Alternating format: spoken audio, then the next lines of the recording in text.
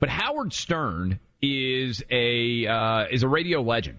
And certainly Buck Sexton and I know, having taken over for a radio legend, about how much talent you have to have over decades in order to build up a big audience. But Howard Stern is now 67 years old, and he made his name for himself by being wildly anti-convention, by being willing to say and do outrageous things to point out the hypocrisies that exist in our society. And there were many people who appreciated the fact that he was outlandish, that he was a crusader for First Amendment freedoms. And certainly that is my experience with Howard Stern over time. That is what I respected about him. But now that he's in his 60s, and maybe this will happen to us one day, Buck, when we're old and we've been doing this for a lot longer than we have now, but he has turned into the man. I mean, it's really kind of crazy, Buck. I listen to the show every now and then, and because my wife had enjoyed listening to it, but he's really lost his mind during COVID, and he has become Dr. Fauci-like in his COVID fear porn sharing, in his constant hiding in his basement. I guess it's a penthouse that he has somewhere in New York City. He's become the exact opposite of a revolutionary. He has become the man. And there's a particular level. We talked about this earlier this week, Buck, with Joe Rogan. There's a particular type of left-winger now. A person who not only is constantly morally righteous and hectoring and lecturing you over their choices, but also wanting other people who don't make those same choices to die. I mean, this is really where we are, and exulting when someone dies. And this is, I want to play this clip, Buck. I mean, you get this feeling, right? I mean, that this is very commonplace, but most people are not being as explicit in rooting for people who don't get the vaccine to die as Howard Stern was. This is what he said on his show, I believe yesterday. Let's play cut one. Really funny when the radio guys are the best. There were like 4 of them died. 4 of them who were like ranting on the air, they will not get vaccinated. They were on fire, these guys. It was like day after day. They were all dying. And then their dying words are, I wish I had been more into the vaccine. I wish I had taken it. And they're on the radio preaching this.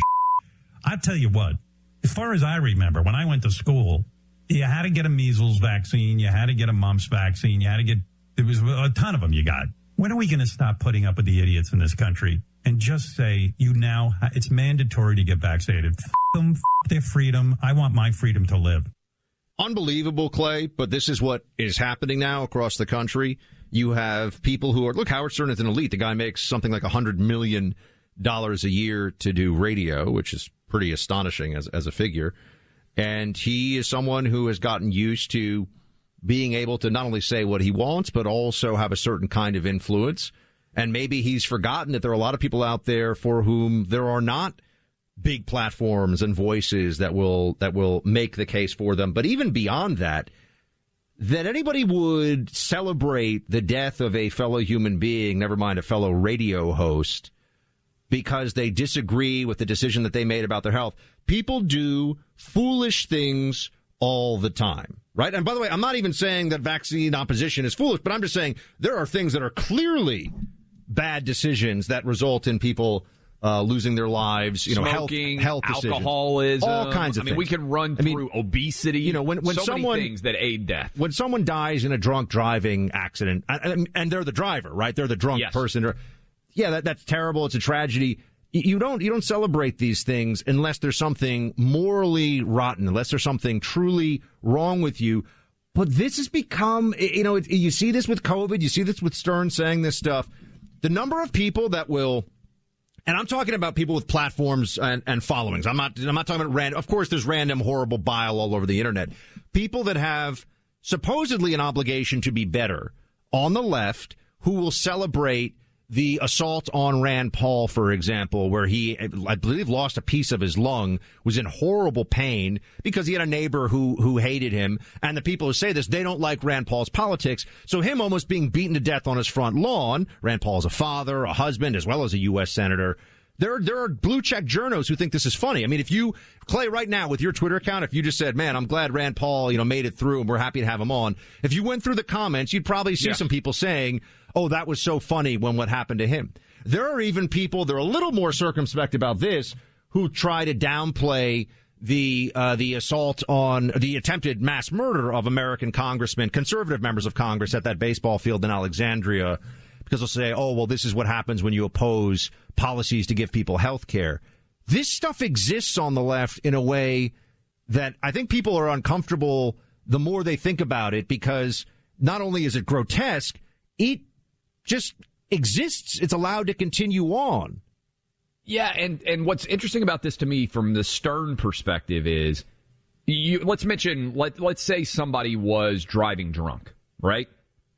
Would you celebrate if they died while they were driving drunk and be like, I'm so glad that drunk driver died. I'm glad they hit a telephone pole. Serves them right for driving drunk. Ha ha. Look at those idiots. They thought they could get behind the wheel after having a drink, too many drinks, and now they're dead, and I'm happy about it. I'm going to be gleeful about it.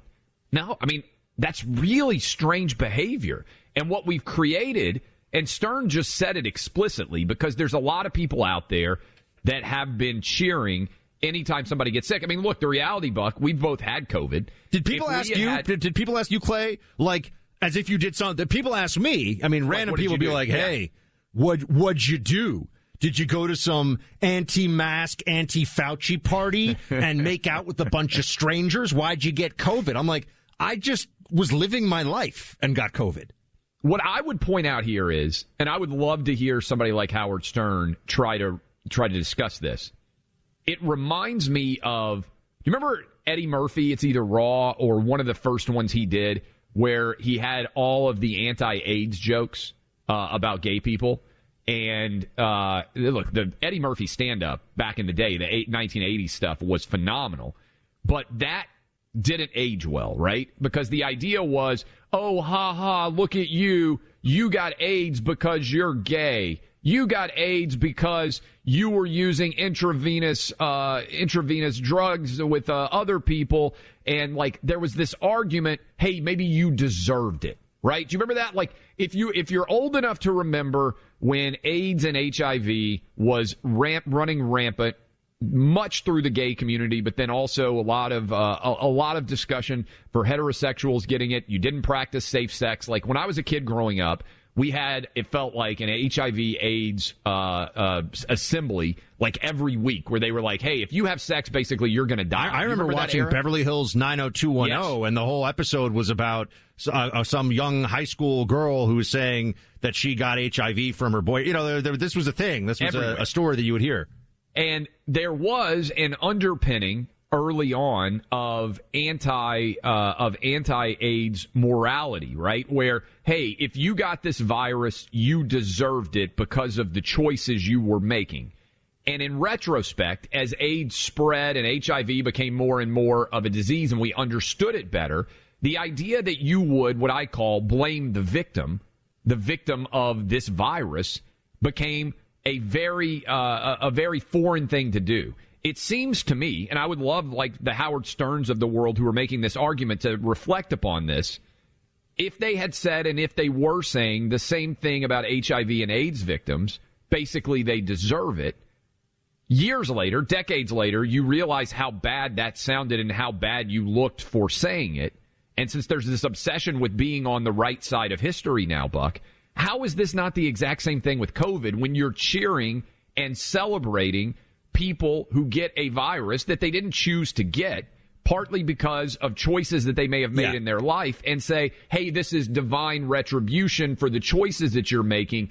It's a really poor position as it ages, and I think that's what's going to happen here. And I would think that people like Stern, who fancy themselves to be rebellious, thoughtful, and intelligent thinkers, would look at this and say, man, I'm now making the same arguments about COVID that people made about HIV in, 1984 and 1986 and 1988, and that's going to look really bad in 20 years. Maybe they don't care, but it's something that I would love to hear an analysis of from an intelligent, thoughtful perspective.